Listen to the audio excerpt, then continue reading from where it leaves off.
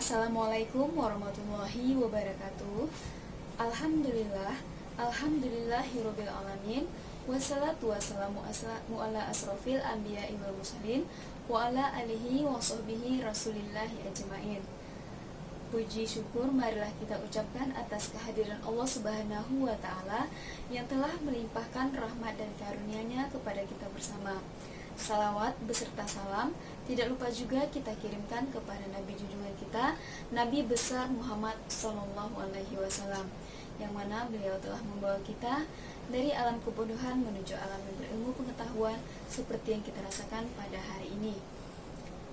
Baiklah, sebelumnya saya ucapkan terima kasih kepada ibu-ibu KPN yang sudah hadir dalam pertemuan kita pada hari ini.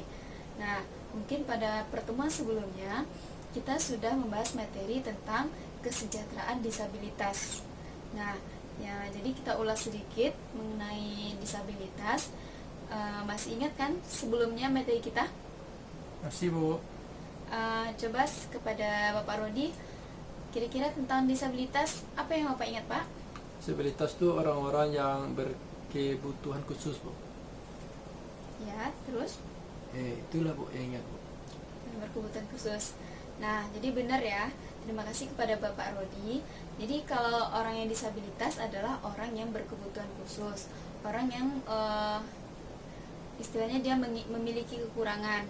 Nah, jadi bagaimana cara kita memberikan perhatian kepada orang yang mengalami disabilitas tersebut, yaitu dengan jangan kita mengejek orang yang mengalami disabilitas, tapi cobalah untuk memberikan motivasi-motivasi kepada dia, karena orang yang mengalami disabilitas atau mengalami kekurangan baik itu mental atau kekurangan terhadap fisiknya, dia akan sulit untuk bergaul, dia akan sulit untuk bersosialisasi dengan kita, dengan masyarakat.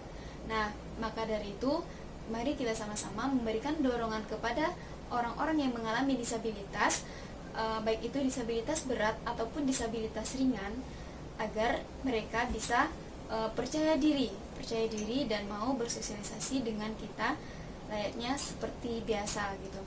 Nah, baik, sekarang kita akan lanjutkan materi kita yang berikutnya, yaitu mengenai kesejahteraan lanjut usia. Nah, di sini sebelum kita masuk kepada materi kita, saya ingin kita bersemangat dulu.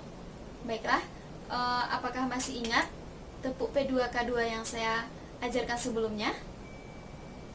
Apakah ibu-ibu masih ingat? Masih. Nah, coba bagaimana tepuk P2K2-nya? Lupa. Baik, saya akan ulang kembali bagaimana tepuk P2K2. Nanti ibu-ibu boleh mengikuti ya. Tepuk P2K2. Pertemuan, peningkatan kemampuan keluarga. Sekali lagi ya. Tepuk P2K2. Pertemuan, peningkatan kemampuan keluarga. Baik ibu-ibu, silahkan duduk kembali. Bagaimana ibu-ibu, sudah mulai refresh? Bagaimana ibu-ibu, sudah mulai refresh? Sudah. Nah, jadi kalau sudah refresh, kita lanjutkan materi kita pada hari ini. Sebelumnya di sini saya ingin menanyakan kepada ibu-ibu semua, siapa saja yang tinggal di rumah kita? Siapa saja yang tinggal di rumah kita, ibu-ibu? Ya benar. Jadi yang tinggal di rumah kita ada anak, ada ibu, ada bapak, ada nenek, ada kakek, ada adik. Nah, ada tante, om, semuanya ya.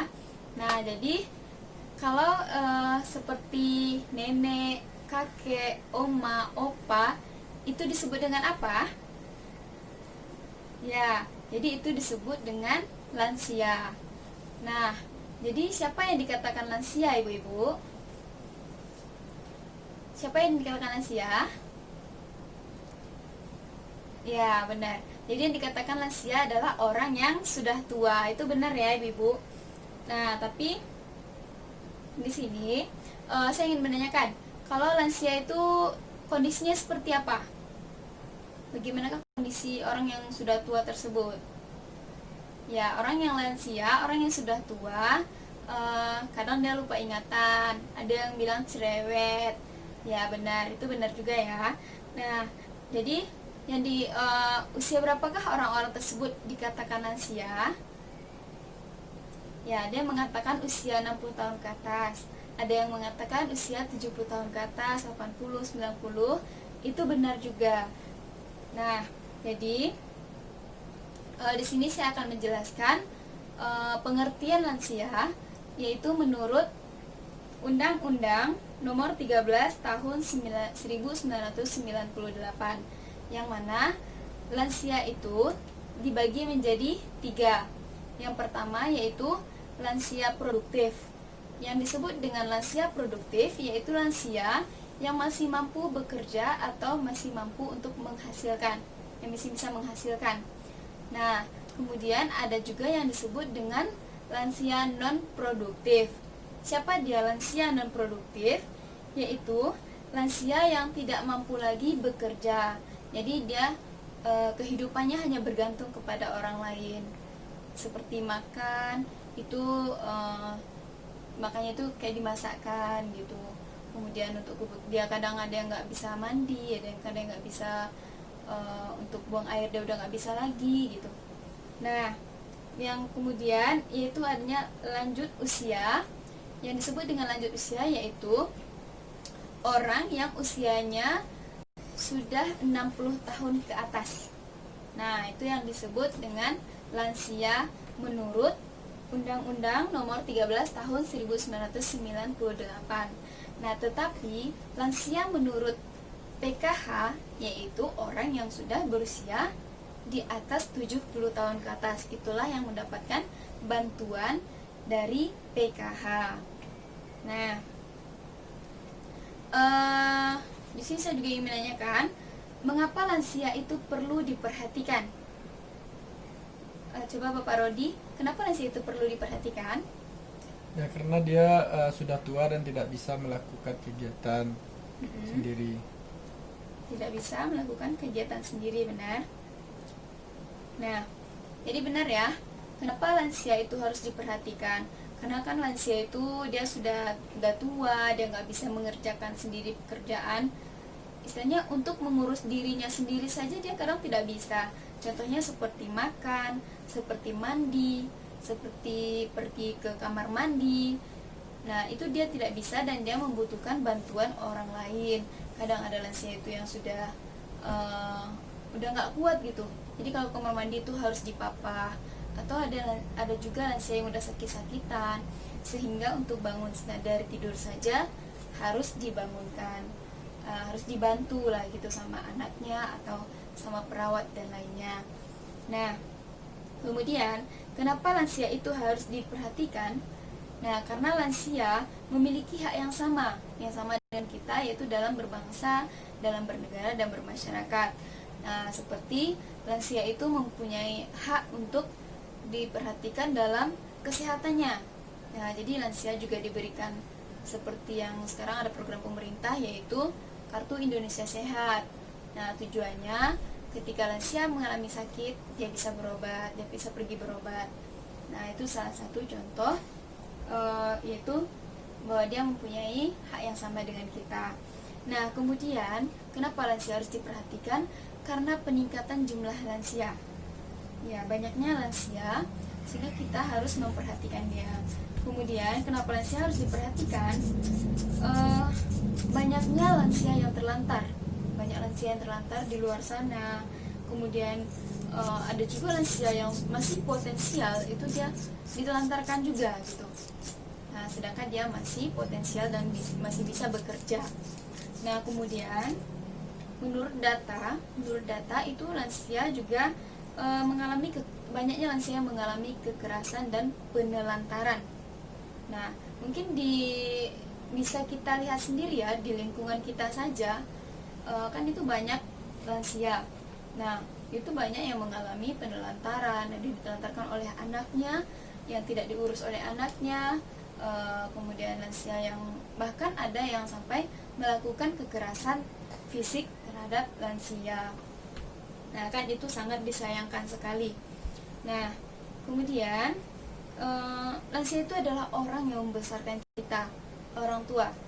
Contohnya saja seperti ibu-ibu semua kan punya orang tua, dan suatu saat ibu-ibu akan menjadi lansia. Nah, kalau ibu-ibu sekarang menelantarkan orang tua ibu-ibu, suatu saat maka itu juga akan terjadi kepada ibu-ibu. Nah, jadi supaya itu tidak terjadi kepada kita, maka jadilah anak yang baik yang tidak menelantarkan orang tuanya. Kemudian keterbatasan panti jompo. Panti jompo itu ibu tahu semua ya, bahwasanya panti jompo adalah panti tempat lansia. Nah, di sana lansia dirawat dengan baik. Nah, tapi banyak istilahnya kalau lansia di Indonesia ini masih terbatas gitu. Maka banyaknya lansia yang terlantar jadinya. Nah, itu mungkin itu.